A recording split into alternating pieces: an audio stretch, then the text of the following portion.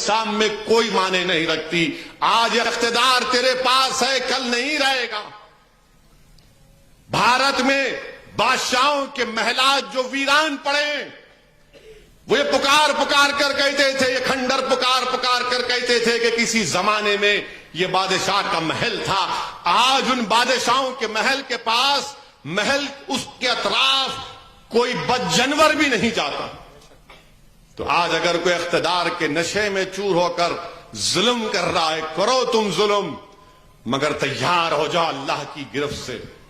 اور بھارت کے وزیر اعظم یاد رکھو، جب آپ کی تاریخ لکھی جائے گی تو مورخ ضرور لکھے گا کہ جب آپ چیف منسٹر تھے گجرات کے تو ہزاروں کی تعداد میں آپ کے چیف منسٹری کے دور میں گجرات میں آپ کی سرکار ناکام ثابت ہوئی، لوگوں کا قتل عام ہوا. جب آپ وزیر اعظم تھے تو گائے کے نام پر معصوموں کو مارا گیا. جب آپ وزیر اعظم تھے تو آپ کی حکومت نے ایک بچی جس کی عصمت ریزی کی گئی تھی، اس کی 3 سال کی بیٹی کو اس کے سامنے قتل کر دیا گیا. آپ کی حکومت نے اس بچی سے عصمت ریزی کرنے والوں کو چھوڑا. مورخ ضرور لکھے گا، یہ مورخ ضرور لکھے گا. یہ تیار ہو جاؤ. اگر آج تم اقتدار میں کرسیوں پر بیٹھے ہو تو کل نہیں ہوگا تمہارے پاس. نمرود کو بھی بڑا زعم تھا کہ میں اقتدار میں رہوں گا. آج کہاں ہے نمرود؟ فرعون کو بھی بڑا زعم تھا، یزید کو بھی تھا، ہلاکو کو بھی تھا.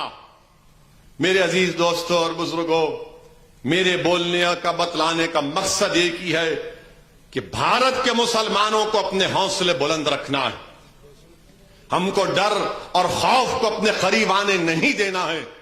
یہ وطن ہمارا ہے اور رہے گا. اب ہم یہاں سے کوئی دوسرے ملک کو چھوڑ کے جانے والے نہیں ہیں. وہ احمق تھے، پاگل تھے جو دوسرے ملک کو بنا اور وہاں پر گئے. وہ بزدل تھے. ہم بہادر ہیں، یہاں پر رہیں گے. یہ خواجہ اجمیری کا ملک ہے، یہ خواجہ اجمیری کا ملک ہے. ہم رہیں گے یہاں پر. ہمارے آبا و اجداد نے، ہمارے بزرگوں نے نہرو، گاندھی کے ساتھ مل کر، نیتا جی سبھاش چندر بوس کے ساتھ مل کر ہم نے اس ملک کو انگریزوں کی غلامی سے آزاد کروایا. اب کوئی آ کر ہم کو بولیں گا نہیں نہیں اب تم ایسا نہیں کرنا، کیوں برقع پہنتے، کیوں اتنے بچے پیدا کرتے. یعنی ہر چیز سے ہماری نفرت آپ کو ہے.